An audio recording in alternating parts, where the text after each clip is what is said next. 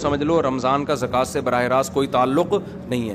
جب آپ صاحب نصاب ہوئے تھے نا, 52.5 تولے چاندی کے برابر مال آیا تھا آپ کے پاس, سونا چاندی مال تجارت نقدی, یہ 4 چیزیں جس دن آپ کے پاس آ گئیں, 52.5 تولے چاندی آتی ہے, تو آپ پر لازم تھا کہ اپنی وہ اسلامی تاریخ آپ محفوظ کر لیتے. 5 محرم کو آئیں یہ چیزیں, تو 5 محرم ڈیٹ محفوظ کر لی, اگلے سال 5 محرم کو آپ کا زکوٰۃ کا حساب ہوگا.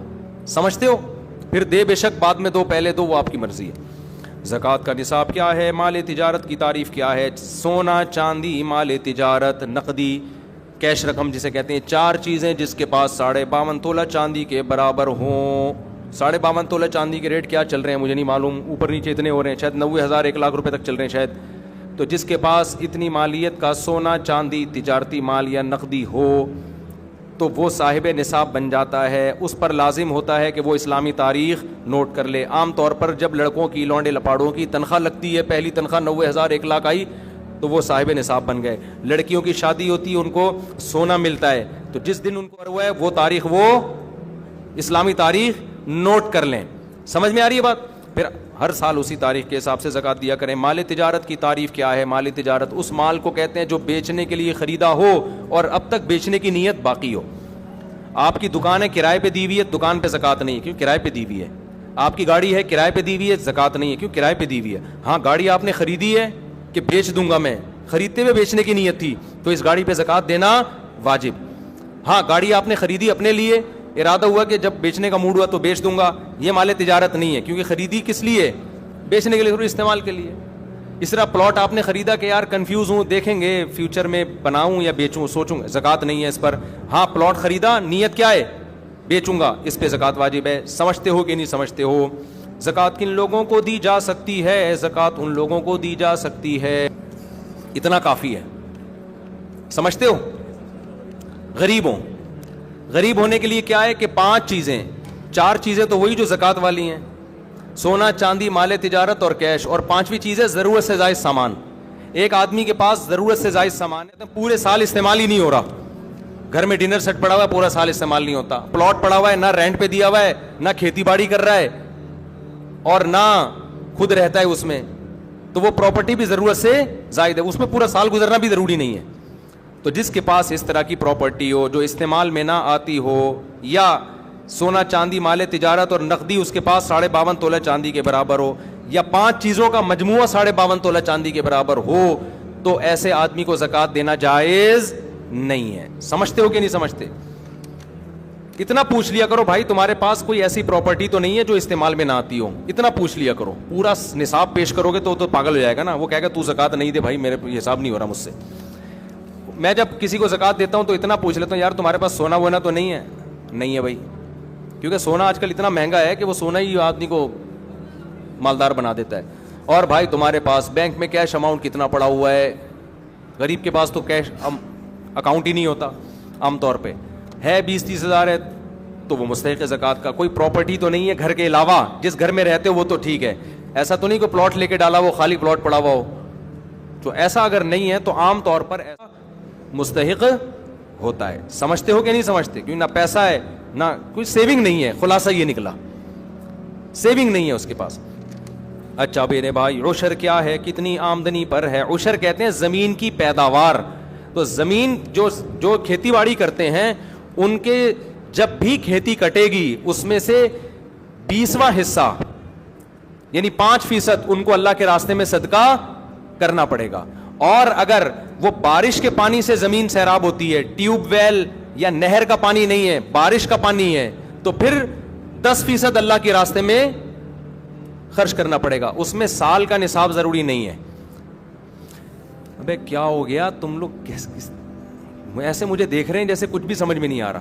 دیکھو آپ جب بھی زمین سے پیداوار اگاؤ گے نا, جو کھیتی باڑی کرنے والے لوگ ہیں, تو اللہ نے کہا ہے آتو حقہ یوم حصادہ, جس دن کھیتی کٹے گی اللہ کا حق اس میں سے نکلے گا. اتنا مزہ آتا ہے نا یہ آیت پڑھتے ہوئے کہ کیا اللہ میں نے کتنا اچھا قانون بنا دیا. کھیتی کٹ رہی, اللہ کہہ رہے میرا بھتہ مجھے چاہیے گویا کہ بھائی.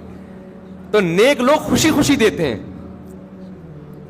اگر اللہ کہہ دیتا نا یہ ٹیکس ہے تمہیں دینا پڑے گا, یہ جرمانہ ہے تمہیں دینا پڑے گا, مزہ نہ آتا عشر دینے میں. اللہ کہتے ہیں جس دن کھیتی کٹے, پہلے اللہ نے اپنی نعمتیں بیان کی, کہ اس نے آسمان سے پانی برسایا. یہ پانی سائنسدان نہیں برساتے. پھر اس نے زمین سے تمہارے لیے طرح طرح کے نباتات پیدا کیے, انار پیدا کیا, انگور پیدا کیا, سب اللہ کر رہا ہے. اللہ کہہ رہے ہیں لہذا جس دن کھیتی کٹے گی اس دن میرا حق مجھے دو. تو جن کو اللہ سے محبت نہیں ہے وہ اس کو جرمانہ سمجھتے ہیں, جن کو اللہ سے محبت ہے ان کو اس آیت میں اتنا مزہ آتا ہے. اے اللہ تو صرف 20واں حصہ 5%, تو اگر کہتا نا آدھا دے تو ہم آدھا تجھے دے دیتے, تو کہتا پورا دے تو ہم پورا تجھے دے دیتے. کھلانے والا تو ہے نا.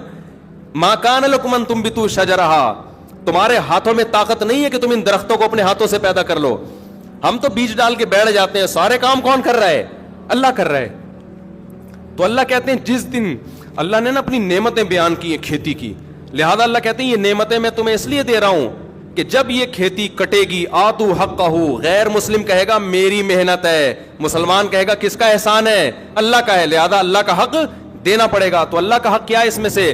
اللہ نے کہا جب بھی کھیتی کٹے گی تو اگر آسمان کے پانی سے سیراب ہوا یہ کھیت, اس میں تمہاری محنت بہت کم ہے, لہذا تمہیں 10% دینا پڑے گا, عشر 10واں حصہ.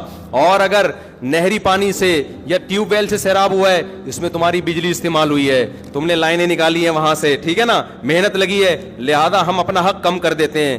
10 کے بجائے کتنے فیصد دو؟ 5% دو. یہ کس کا حق ہے؟ اللہ کا. اے اللہ تیرا کوئی اکاؤنٹ نمبر ہو میزان بینک میں, اسلامک بینک میں اللہ اکاؤنٹ کھولے گا نا, یا بینک اسلامی میں یا اور کوئی, تو وہ اکاؤنٹ نمبر دے دے اپنا, ہم وہاں جمع کرا دیتے ہیں. اللہ نے کہا میرا جو اکاؤنٹ ہے نا غریبوں کی جیب ہے, ٹھیک ہے نا, میں نے اپنا اکاؤنٹ کہاں کھولا ہوا ہے؟ کوئی غریب نظر آئے, پاکستانی نظر آئے نا تمہیں, جب آپ سعودی عرب جاتے ہیں نا تو وہ زکوٰۃ دے دیتے ہیں, آپ صرف پاکستانی بول دو اپنے آپ کو, حقیقت ہے. ایک پاکستانی گیا عمرہ کرنے, ایک عرب نے اتنی ریالوں کی گڈی زکوٰۃ کی لا کے اس کو پکڑا دی کہ یہ زکوٰۃ ہے. وہ کہہ رہا ہے بھائی میں فیکٹریوں کا مالک ہوں, میں غریب نہیں ہوں. وہ عربی کہہ رہا ہے تو پاکستانی ہے یا نہیں, تو خالی یہ بتا. اس نے کہا پاکستانی. اس نے کہا پھر تو زکوٰۃ کا مستحق ہے. وہ کہہ رہے یار میں مالدار ہوں. وہ عربی کہہ رہا ہے بس پاکستانی ہے یا نہیں ہے تو یہ بتا. کلو پاکستانی مسکین, ان کا ایک نعرہ ہے. ہر پاکستانی شکل سے بھی غریب لگ رہا ہوتا ہے. مجھے تو عجیب سا لگتا ہے, چھوڑو بھی زیادہ نہیں, پھر پاکستانی بولیں گے تو اپنے ملک کی برائیاں کر رہے ہو, ورنہ آپ کو عجیب سا بات بتاؤں, ایسا ہمارے حکمرانوں نے ہمیں کو کر دیا, ہم کہیں بھی جائیں نا دنیا میں, کتنے ہی پیسے والے ہو, ہم شکل سے کیا لگ رہے ہوتے ہیں؟ قریب ہی لگ رہے. تو ایسا ہمارا امیج دنیا کے سامنے بنا دیا ہے. اچھا بھائی, تو اللہ میاں کہ میرا جو اکاؤنٹ ہے وہ تمہیں کہاں ملے گا؟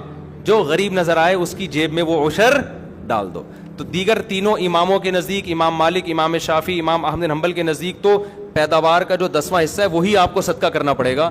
امام ابو حنیفہ کے نزدیک یہ اجازت ہے کہ یا تو اس میں سے 10واں حصہ دے دو یا اس 10ویں حصے کی قیمت دے دو, بلکہ قیمت دینا ان کی نظر میں زیادہ بہتر ہے. سمجھتے ہو؟